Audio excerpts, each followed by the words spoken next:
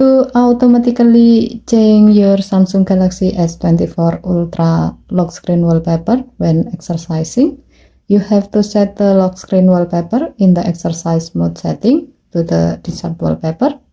To do so, swipe down the top of the screen and then tap setting icon. Scroll down the screen to find mode and routine. Tap mode and routine. While you are in the mode section, tap exercise. Scroll down the screen. Under change appearance section, tap the lock screen thumbnail and then select the desired lock screen wallpaper. As the example, we will select a wallpaper from the color section.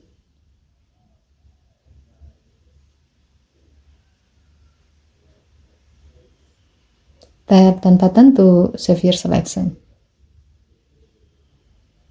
With this setting, when exercise mode is active, your phone will automatically set the selected wallpaper as your lock screen wallpaper. Okay, thank you for watching. Please have to like and subscribe. Have a nice day.